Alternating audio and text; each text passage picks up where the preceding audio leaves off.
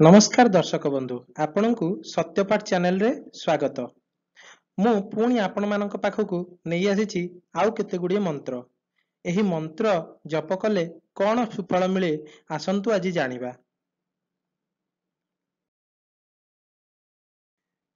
ଏହା ହେଉଛି विद्या ଓ ସ୍ମରଣ ଶକ୍ତି ପାଇଁ ମନ୍ତ୍ର।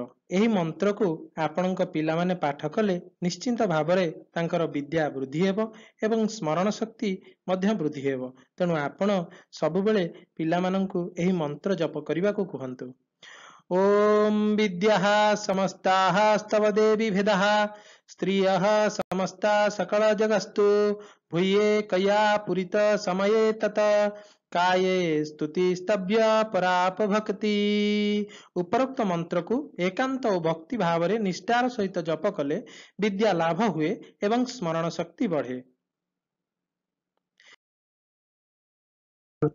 जो मानकर विलंब रे विवाह हेउची सेथिपाई गोटे मंत्र जप कले सेमानंक विवाह शीघ्र हो जिवो। तेणु एई मंत्रटी को आपण जप करंतु। प्रत्येक दिन एकाग्र चित्तये निष्ठा सहकारे एई मंत्र को जप करंतु। हे गौरी शंकरार्धांगी यथा त्वं शंकर प्रिया तथा मां कुरु कल्याणी कांत कांतम सुदुर्लभाम।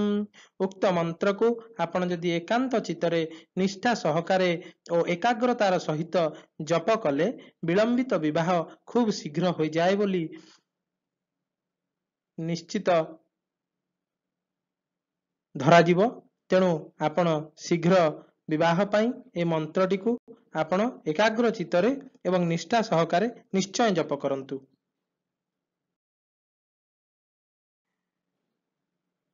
पुत्रटीए बा संतान संततिटीए लाभ करिबा गोटे माँ पक्षरे अत्यंत सौभाग्यर कथा। किंतु किछि माँ अछंती किछि महिला अछंती एई सौभाग्यरु वंचित अछंती। तेणु सेमाने पुत्र लाभ पाई एई मंत्रटी निश्चित भावरे जप करिबा आवश्यक। ओम देवकी सुत गोविंद वासुदेव जगतपते देहि मे तनयं कृष्ण तामहं शरणं गतः। उपरोक्त गोविंद वासुदेव मंत्र को आपण यदि सकाळ संध्यारे जप करंती तेबे अपुत्रिक नारी मध्य पुत्रटीए प्राप्त हुए बा संतान संतति प्राप्त हुंती। तेणु आपण निश्चित भावरे ए मंत्रटी को जप करंतु, निश्चय एहार सुफल मिलिबो। यह हेउची अपमृत्यु निवारण मंत्र बा अकाल वियोग रे किछि लोक चली जानती हठात वार्धक्य न थाई मध्य किछि लोक मृत्यु वरण करती। तेणु एही मृत्युरु अकाल मृत्यु बा हमर अपमृत्यु निवारण पाई एही मंत्रटी को निश्चिंत पढ़िबा आवश्यक। ओम देविया यता तत्मिदं जगतात्मा शक्त्यः निशेष देवगण शक्ति समूह मृत्या ताम्बिकामखिल देव महर्षि पूज्या भक्त्या नतः शुभा सुविधातु शुभा निशान। उक्त मंत्र को एकांत निष्ठा और एकाग्रतार सहित जप कले अपमृत्युर निवारण हुए बोली जना जाए। तेणु आपण एही मंत्र को एकाग्रता एवं निष्ठार सहित जप करंतु। मनोरथ सिद्धि पाई मंत्रटीए जहा पूरण करि परिबो आपणकर मनोकामना। तेणु ए मंत्र को आपण सकाळ और संध्यारे भगवान को डाकिला बेले ए मंत्रटी निश्चिंत पढ़ंतु, जहा द्वारा आपणकर मनरे थिबा अभिलाष मनोरथ मनस्कामना निश्चिंत पूर्ण हेबो। ओम कृष्ण कृष्ण महाजोगिन भक्ता नाम भयंकर गोविंदा परमानंद सर्वमेव समानय।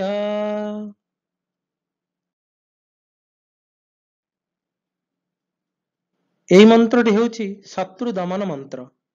यह द्वारा आपणक शत्रु माने दमन होई परिबे बा आपणकर कई शत्रु रहिबे नाही। ओम ह्लीं बगलामुखी सर्वदुष्टानां वाचं मुखं पदः स्तंभय जिह्वा किलय बुद्धि विनाशाय हिं ओं स्वाहा। एही मंत्र को निष्ठापर भावरे भक्तिर सहित जप कले शत्रु दमन होइथांती। এই মন্ত্রটি ହେଉଛି ବିଘ୍ନ ବିନାଶନ ମନ୍ତ୍ର। ଆପଣ ଯଦି କୌଣସି କେତେବେଳେ ବହୁତ କାର୍ଯ୍ୟ କରୁଛନ୍ତି କିନ୍ତୁ ସେଇ କାର୍ଯ୍ୟ କଲାବେଳେ ବହୁତ ଗୁଡ଼ିଏ ବିଘ୍ନ ଘଟୁଛି ବା କାର୍ଯ୍ୟ ଆରମ୍ଭରେ ହଉ କାର୍ଯ୍ୟ ଶେଷରେ ହଉ କିମ୍ବା କାର୍ଯ୍ୟ କରୁଥିବା ସମୟରେ ହଉ ବହୁତ ଗୁଡ଼ିଏ ଯଦି ବିଘ୍ନ ଘଟୁଛି ସେଇ କାର୍ଯ୍ୟ ବାଧାପ୍ରାପ୍ତ ହେଉଛି ଆପଣ କାର୍ଯ୍ୟକୁ ଶେଷ କରିପାରୁନାହାନ୍ତି ତାହେଲେ ଏଇ ମନ୍ତ୍ରଟିକୁ ନିଶ୍ଚିତ ଜପ କଲେ ଆପଣଙ୍କର ବିଘ୍ନ ନାଶ ହେବ। ଓମ୍ କରତୁ ସାନଃ ଶୁଭ ହେତୁରୀଶ୍ୱରୀ ଶୁଭାନି ଭଦ୍ରାଣ୍ୟ ବିହନ୍ତୁ ଚାପଦଃ। ଏହି ମନ୍ତ୍ରକୁ ଭକ୍ତି ନିଷ୍ଠା ଓ ଏକାଗ୍ରତାର ସହିତ ଜପ କଲେ ବିଘ୍ନର ବିନାଶ ହୁଏ ଏବଂ ଶୁଭ ପ୍ରାପ୍ତି ହୁଏ। ଏ ହେଉଛି ଦାରିଦ୍ର୍ୟ ବିନାଶକ ମନ୍ତ୍ର। ଏହା ଦ୍ୱାରା ଆପଣଙ୍କର ଦାରିଦ୍ର୍ୟତା କିଛି ମାତ୍ରାରେ ଦୂର ହେବ ଆଉ ଆପଣ ନିଶ୍ଚିତ ଭାବରେ ଦାରିଦ୍ର୍ୟତାରୁ ଏହି ମନ୍ତ୍ର ଦ୍ୱାରା ମୁକ୍ତି ପାଇପାରିବେ। କିନ୍ତୁ ଆପଣଙ୍କୁ ଏକାଗ୍ର ଚିତ୍ତରେ ନିଷ୍ଠାପର ଭାବରେ ସକାଳ ସନ୍ଧ୍ୟାରେ ଏହି ମନ୍ତ୍ରକୁ ଜପ କରିବା ଆବଶ୍ୟକ।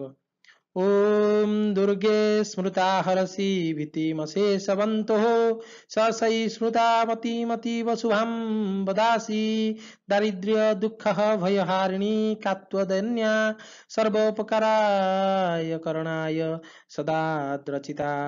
ଏହି ମନ୍ତ୍ରକୁ ଭକ୍ତିର ସହିତ ଓ ନିଷ୍ଠାପର ଭାବରେ ଏକାଗ୍ର ଚିତ୍ତରେ ପାଠ କଲେ ଦାରିଦ୍ର୍ୟ ନିଶ୍ଚୟ ବିନାଶ ହୁଏ ଏବଂ ଦୁଃଖ ଦୂର ହୁଏ। এই ମନ୍ତ୍ରଟି ହେଉଛି ପାପ ନାଶନ ମନ୍ତ୍ର। ତେଣୁ ଏହି ମନ୍ତ୍ରକୁ ପାଠ କଲେ ଆପଣ କରିଥିବା ପାପ ନିଶ୍ଚିତ ଭାବରେ ନାଶ ହେବ ଏବଂ ଆପଣଙ୍କୁ ପୁଣ୍ୟ ଫଳ ମିଳିବ। ତେଣୁ ଆପଣ ଏହି ମନ୍ତ୍ରଟିକୁ ପାଠ କରନ୍ତୁ, ନିଶ୍ଚିତ ଭାବରେ ଆପଣଙ୍କୁ ଶୁଭ ଫଳ ମିଳିବ। ओम हरे राम राम राम हरे हरे हरे कृष्ण कृष्ण कृष्ण हरे हरे। ଏ ହେଉଛି ଏହି ମହାମନ୍ତ୍ରକୁ ଏକାନ୍ତିକ ଭକ୍ତି ଓ ନିଷ୍ଠା ଓ ଏକାଗ୍ରତାର ସହିତ ଜପ କଲେ ସମସ୍ତ ପାପ ତାପ ନାଶ ହେବା ସହିତ ସର୍ବବିଧ ମଙ୍ଗଳ ହୁଏ। ଏ ହେଉଛି ଭକ୍ତି ଓ ସୌଭାଗ୍ୟ ପ୍ରାପ୍ତିର ମନ୍ତ୍ର। ତେଣୁ ଏହାକୁ ପାଠ କଲେ କୌଣସି ବି ଲୋକ ସୌଭାଗ୍ୟ ପ୍ରାପ୍ତି ହୁଅନ୍ତି ଏବଂ ତାଙ୍କ ମନ ଭିତରେ ଭକ୍ତି ଭାବ ଜାଗ୍ରତ ହୁଏ। ଦେହି ସୌଭାଗ୍ୟମ୍ ଆରୋଗ୍ୟ ଦେହି ମେ ପରମଂ ସୁଖମ୍ ରୂପಂ ଦେହି ଜୟମ୍ ଦେହି ଯଶୋ ଦେହି ଦିଶୋ ଜହି। ଉକ୍ତ ମନ୍ତ୍ରକୁ ଏକାନ୍ତ ଭକ୍ତି ନିଷ୍ଠା ଓ ଏକାଗ୍ରତାର ସହିତ ଜପ କଲେ ଶରୀର ଆରୋଗ୍ୟ ରହେ ଏବଂ ସୌଭାଗ୍ୟ ମିଳେ ବୋଲି ଧାରଣା ରହିଛି। ଏ ହେଉଛି ରୋଗ ନାଶନ ମନ୍ତ୍ର। ଏହି ମନ୍ତ୍ରକୁ ପାଠ କଲେ ଆପଣ ବହୁବିଧ ରୋଗରୁ ମୁକ୍ତି ପାଇପାରିବେ। ତେଣୁ ଆପଣ ଭକ୍ତି ଓ ନିଷ୍ଠାର ସହିତ ଏହି ମନ୍ତ୍ରକୁ ଜାପ କରନ୍ତୁ ଏବଂ ଏକାଗ୍ରତାର ସହିତ ଜପ କରନ୍ତୁ। ସକାଳ ସନ୍ଧ୍ୟାରେ ଜପ କରନ୍ତୁ, ଆପଣ ନିଶ୍ଚିତ ଭାବରେ ବହୁବିଧ ରୋଗରୁ ମୁକ୍ତି ପାଇବେ। ରୋଗାନ୍ ଶେଷା ନ ପିଂହଂସି ତୁଷ୍ଟ ରୁଷ୍ଟା ତୁକାନ୍ ସକଳାନ୍ ଭୀଷ୍ଟାନ୍ ତ୍ୱାମାଶ୍ରିତାନଂ ନ ବିପନ୍ନରାଣାମ୍ ତ୍ୱାମାଶ୍ରିତା ହ୍ୟାଶ୍ରୟତାଂ ପ୍ରୟାନ୍ତି।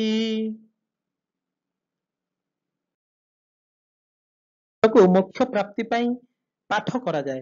ଆପଣ ଯଦି ଏହି ମନ୍ତ୍ରକୁ ଭକ୍ତି ଓ ନିଷ୍ଠା ଓ ଏକାଗ୍ରତାର ସହିତ ପାଠ କରନ୍ତି ନିଶ୍ଚୟ ଭାବରେ ମୋକ୍ଷ ପ୍ରାପ୍ତି ହେବ। ତ୍ୱଂ ବୈଷ୍ଣବୀ ଶକ୍ତିରନନ୍ତ ବିର୍ଜ୍ୟା ବିଶ୍ୱସ୍ୟ ବୀଜଂ ପରମସ୍ୟାସି ମୟା ସମ୍ମୋହିତ ଦେବୀ ସମସ୍ତମେତତ୍ ତ୍ୱଂ ବୈ ପ୍ରସନ୍ନା ଭୁବି ମୁକ୍ତି ହେତୁ।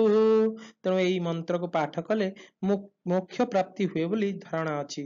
ନା ଆପଣ ନିଶ୍ଚିତ ଭାବରେ ସକାଳ ସନ୍ଧ୍ୟାରେ ଏହି ମନ୍ତ୍ରକୁ ପାଠ କରନ୍ତୁ।